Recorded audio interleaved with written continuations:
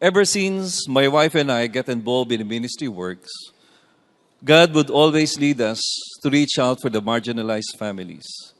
We conducted Bible studies in houses, some inside the empty concrete water tank, and God impressed in our hearts to show His love through His words and deeds rather than the provision of material substance.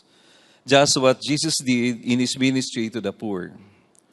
My previous work assignment in Mindanao made a strong impact in my life. Where as part of CCF CDO, we actively participated in a project called Islam, which stands for I sincerely love all Muslims. We ministered to war-torn communities of Muslim brethren, providing them food, shelter, and medicine. When we returned back to Manila, I have been praying to God to lead me to a ministry where there will be a life-changing experience to those we ministered. Other criteria that I asked God for ministry were it should be least popular, and where could I use my corporate management experience.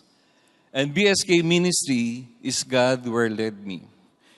Take me to be a volunteer teacher, reaching out for the marginalized children of our society. Teaching these kids gave me a shot in the arm to be recharged after 5 days of work pressure, beating deadlines, and frequent out-of-town trips. Once I stepped into a school campus and hearing these kids shouting, "Teacher G," would give me extra high, forgetting corporate life for a while.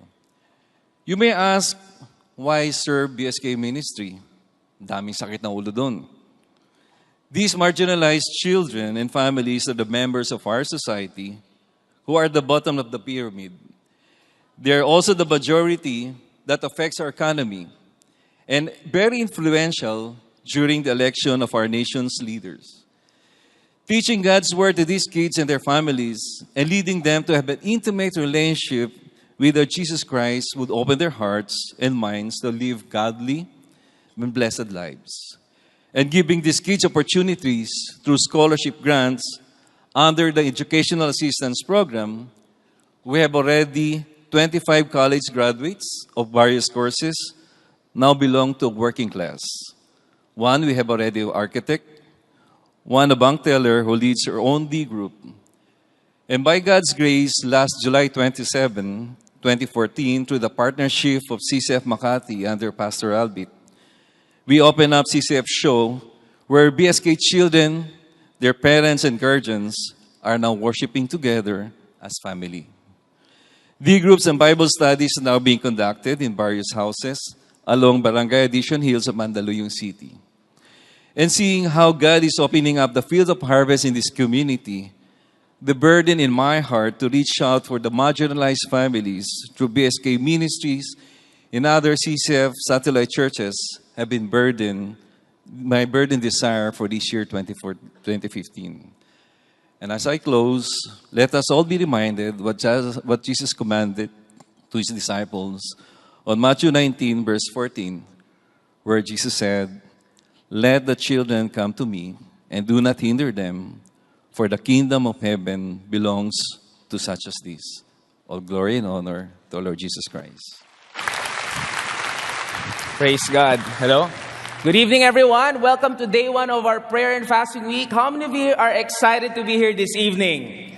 All right. Could you please give a big smile to the person beside you and tell that person, "So excited to see you here tonight." All right. For those of you who may not know me, my name is Dan, and I bring greetings from CCF Alabang and Elevate Alabang. Praise God for this privilege to share His word with you this evening. Praise God for G's testimony. Amen. Now, our theme for this week is filled to overflow. And tonight and the next 5 evenings, we're going to take a look at 5 characters in the book of Acts who exemplified being spirit-filled. And this is going to be our heart prep before praying together. And tonight, we're going to talk about Stephen. How many of you have heard about Stephen before? Okay, the martyr. And tonight we're going to talk about his story. And, my prayer is that more than knowing about him, that we're going to have a fresh encounter with the Holy Spirit And we're gonna have a clear understanding, ano ba talaga itsura ng isang spirit-filled na minister? And we're gonna be inspired to be spirit-filled ourselves. So are you ready for the word this evening? All right, so before I share this with you, I just want to pray, and then we're going to dive in our topic for today. Why don't we all bow our heads? Let's close our eyes. Lord, thank you so much for this week. Once again, we are expectant, Lord, of a deeper intimacy with you. I pray, help me explain your word clearly to your people, Lord. Whatever your message is for us, help us have an open heart. And I pray, use this so that all the more, Lord God, a fire will be set in our hearts, a desire, Lord, to be filled with your Spirit moment by moment. In Jesus' name we pray. Amen. Amen. All right. Now, before we take a look at Stephen's life, I just want to give us a very brief foundation. What does it really mean to be filled by the Holy Spirit, with the Holy Spirit? Now, how many of you here are from the Philippines? All right. From the Philippines. How many of you here, you're seated beside someone who looks like a foreigner? All right, foreigner. Mukhang taga-Europe, Chinese, mukhang Mongoloid. Ay, Mongolian pala. Okay. Especially in our nation, the word Holy Spirit is a name that's really all too familiar. But many people are almost clueless about who He really is. In fact, when you ask these people, many people in our country, who He is, they won't really be able to explain who the Holy Spirit is and what His role is. And the term Spirit-filled is a term also familiar both to people both inside and outside the church, but many times it's misunderstood. Now, first things first, I need all of us to understand that the Holy Spirit is a person. He's not a dove, He's not a fire, He's not even a force in Star Wars. He is a person, but more than a person, the Holy Spirit is God. Could you please tell that to the person beside you? The Holy Spirit is God. Now, the Holy Spirit has all the attributes of God. He's the third person in the Trinity, and He has been sent to teach us, to encourage us, to guide us, and to empower us to honor God and to live out His purpose for our lives. Are you with me? Now, what then does it mean to be filled with the Holy Spirit? Now, how many of you here have seen have seen a drunk person before? Laseng. Okay, let's say dito may katabi kayo mukhang lasing ngayon. Welcome to church. Okay. We all have seen, at least in the movies, a drunk person. And we know a drunk person walks differently, acts differently, speaks differently, and thinks differently. In fact, sa isang lasing na tao, minsan yung pogi pangit, yung pangit nagiging pogi. Now, when Paul was talking to the Ephesian believers, and he was telling them about what Christ has done for them and all the blessings that Christ has given them as His children, he was telling them in chapter 5, therefore be imitators of God, follow God, turn from your old life, and be sure that your life on earth would be maximized for His glory and honor. And then he tells them this verse. He says in Ephesians 5 verse 18, and do not get drunk with wine, for that is dissipation, but be filled with the Spirit. In other words, he was saying, if you want to honor God, if you want to live for Him and maximize your life for Him, then you need to be filled with the Spirit. And this word filled, in the original language, actually talks about control, and it talks about being saturated and dominated. Now, it's just like this glove. Unfortunately, I don't have my glove with me, but if you can imagine, if the glove is the Holy Spirit, the glove is us and the hand is the Holy Spirit. If you put the hand inside the glove and move it around, the glove will just reflect how the hand looks like inside. And that's what God desires for each and every one of His children. That's what it means to be Spirit-filled. And such is the case for our character this evening called Stephen. You know, we don't really know much about his personal life. We don't know if he had a family, if he had siblings, if he was married or not. But one thing we know about him, and that's the thing that's most important, that's Stephen was Spirit-filled. And, if you look at Acts chapter 6 and 7, you're going to see a brief background. How did Stephen get into the picture? His name actually means victor's crown, and he was the very first martyr of the church. Very first disciple killed for his profession of faith in Jesus Christ. Now, the first time Stephen appears was that there was a crisis in the church. The church was growing so fast, and the apostles could not keep up with the ministry of feeding the widows. And what they did was they looked for some men with very high standards or spiritual stature to take over these positions. And let me just give you some of the things that were descriptive of Stephen. For example, in verse 3, it says, this is the qualification, it says, he was of good reputation, full of the Spirit, controlled by the Spirit, and of wisdom. How many of you here, you're sitting beside someone who's wise?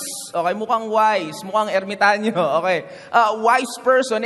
In verse 5, it says, he was a man full of faith. His life was governed with faith and of the Holy Spirit. And in verse 8, it says he was full of grace. He was gracious towards other people. His life was characterized with power. In other words, Stephen was a man who did not merely claim to know about the Holy Spirit. He was a man who did not just talk about the Holy Spirit. He was a man who was unmistakably, visibly filled with the Holy Spirit. Now, my question to you is this: are you known as someone who is Spirit-filled? Of course, there's no one in this life on earth who can practically live a perfect life. But in spite of your mistakes, do people actually know you as someone who constantly pursues to yield to the Holy Spirit's guidance? This is so important because whatever fills us, whether we like it or not, whether we believe it or not, and whether we're conscious of it or not, would actually overflow to the people around us. Like take for instance, some manifestations in Stephen's life, for example, in his ministry. Have you ever felt like your ministry was powerless? Like, for example, you're counseling people, and then no matter what you do, no matter how hard you try, you couldn't seem to give them the right solution to their problems. Or you're sharing the gospel, and you keep stuttering. There's just no power. You know, unfortunately, I had this experience. I was scheduled to speak on a weekend, and the week before, I wasn't really intimate with God, and I was struggling with something. And as I got up on stage, I did my best to try to engage the people and deliver God's word, but it seemed like I was just talking and there was no power, but not Stephen. The Bible says, Stephen, full of grace and power, was performing great wonders and signs among the people. Now, we don't really know what kind of signs these are and gifts, but scholars tell us these are apostolic gifts. So, Stephen, he healed. Perhaps people really got healed. In other words, because he was Spirit-filled, he had an effective ministry. Now, how many of you here, you know this person? All right? Honestly, this is one of my I really admire the intellect of this person, Senator Miriam. In fact, how many of you have watched a Senate proceeding tapos siya nag-i-interrogate? Kawawa yung i-interrogate niya, right? Kahit lalaki. And, there was a time where there were different Miriam Defensor Santiagos who went around Stephen. Different synagogues. Synagogues were places where Jews read the scripture, and they confronted Stephen because of his faith. And what happened was, can you imagine, kayo, merong kunyari 10 Miriam Defensor, tapos they're trying to refute you about the gospel. But the Bible says this, the Bible says, they were unable to cope. Everyone say unable to cope. Unable to cope with the wisdom and the spirit with which he was speaking. Now, they could not defeat him, so what they did, they secretly told men false accusations against him, and then they dragged him to court. And when he was in court, the Bible says this.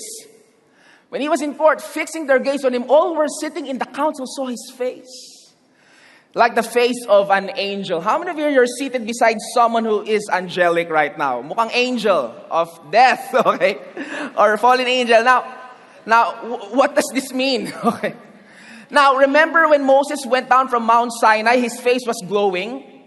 Now, this simply means, scholars tell us that this was God's sign of approval on Stephen. It was like niresbakan siya ni God. God backed him up because people were accusing him before God, and God was saying, my favor is upon this person. In other words, his witnessing was empowered. It was not an empty kind of witnessing.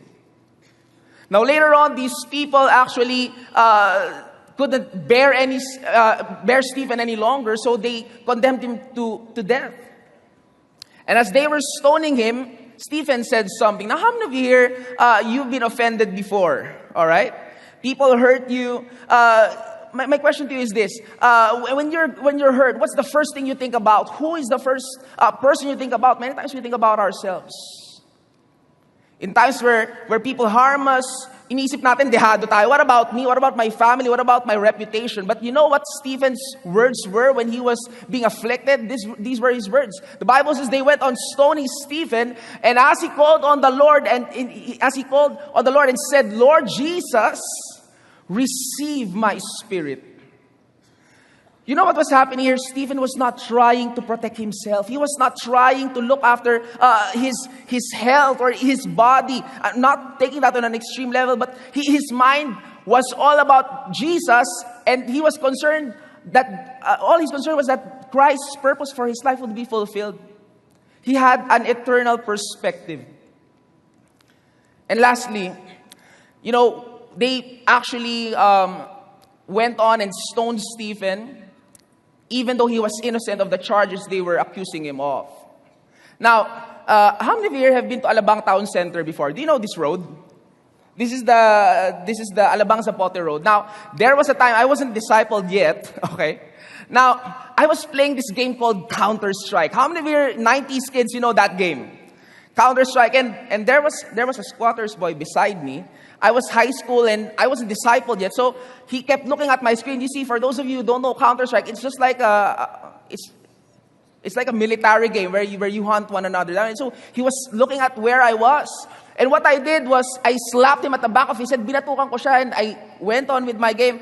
Little did I know, he called his friends and they chased me down this road. And when we got to this point, this area there, near that jeepney, one of those guys punched me at the back of my head. I fell down and then they ganged up on me. 100 sila, mag-isa lang ako. Hindi, joke lang. Siguro mga 300, mga 3 sila, 4. And hindi ko na alam, I didn't know where the blows were coming from. Nagwawala na lang akong ganun. And then what happened was after that ordeal, the police came and there was a hole in my pants. There was a hole in my shirt. I was so mad with those guys in spite of knowing it was my fault. Now, on the other side, Stephen was being stoned. And he did not have any fault with being stoned. And you know what he said? This is what he said. The Bible says, falling on his knees, he cried out with a loud voice, Lord, do not hold this sin against them. Now, who's the other person who uttered these words? It's Jesus. This is something supernatural. You don't see this when you go to work every day. You don't see this kind of character, this kind of selflessness. It was an extraordinarily Christ-like response. You see, this is what a Spirit-filled Christian looks like.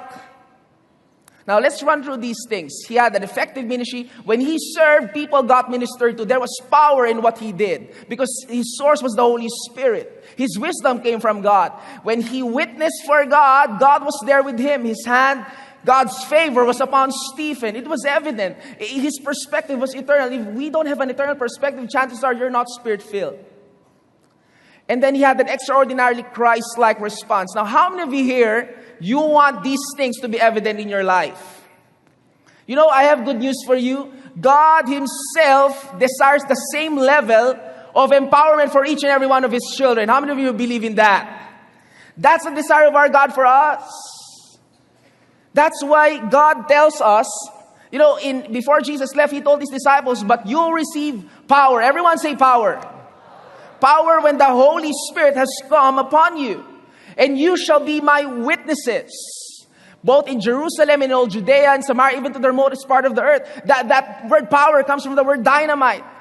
Now, when a dynamite explodes, we cannot deny its explosion. When it explodes in something, sumasabog talaga. We can't deny its noise. And in the same way, if we are filled with the Spirit, the presence of the Holy Spirit will become so undeniable to the people around us. We don't even need to claim that we're filled with the Spirit. They're just going to hear it. They're just going to see it. They're just going to feel it.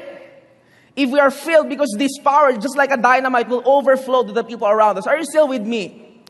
This is what it means. This is the desire of God for each and every one of His children. And so the Bible tells us in Galatians 5 chapter 16, but I say walk by the Spirit. This word walk in the original actually means conduct yourself, your life. And it's in the present tense. In other words, what Paul was saying was that as the Holy Spirit guides you, you need to yield to Him. If He tells you to go to the right, go to the right. Go to the left, go to the left. And you will not carry the desire of the flesh. You see, the truth, my brothers and sisters, is this. A Spirit-filled disciple is an empowered disciple. How many of you want to be empowered in the way you serve God? We need to be Spirit-filled. We think sometimes the source of our power, of the effectiveness of ministry, is actually our looks, or our connections, our experience, our abilities, our resources. But you know, God is the source. Amen? The Holy Spirit is the source. We're going to be powerless, empty, ritualistic people without the power of the Holy Spirit. That's why as we pray this week, we need to ask God to search our hearts and say, Lord, is there something in me? Because you see, being Spirit-filled means there is no deliberate disobedience or rebellion against God in our lives. We can actually talk about this all day, all week, memorize all the verses and listen to podcasts. But if there is still any speck of disobedience in us, we will not be Spirit-filled. We will not be totally under the control of the Holy Spirit. Yes, we're still going to be indwelt. Yes, we're still going to be saved. But we will miss out on the tremendous, awesome power available to each and every one of us as God's children. But can you just imagine if each and every one of us, during this week, we surrender to God and in desperation cry out to Him. And really, with hands open, ask Him, Lord, reveal to me, search my heart. If there are things in my life that are not pleasing to you, and we just take it away, I just totally yield to you. Could you just imagine, we're going to be the people He's calling us to be. We're going to be empowered to be His ministers. Amen? So, could you please tell the person seated next to you, be filled with the Holy Spirit. One more time, kung kilala mo yung katabi mo, yugyugin mo, sabi mo, be filled with the Holy Spirit. Amen. How many of you learned something tonight? Can we just clap our hands to God? Praise God. Praise God. Let's all bow our heads and close our eyes. Lord, thank you so much for your Spirit, the available power, Lord, that is there for us. Lord, forgive us for many times. Forgive me. Forgive each and every one of us for all the times, Lord, that we quenched your voice and we went our own way. I pray that this week, Lord, reveal to us areas in our lives that are still not under your Lordship. I pray, Lord, that CCF, all of us, Lord God, will be totally consumed and led by your Spirit, that we may become the people you're calling us to be. Thank you, Lord. In Jesus' name we pray.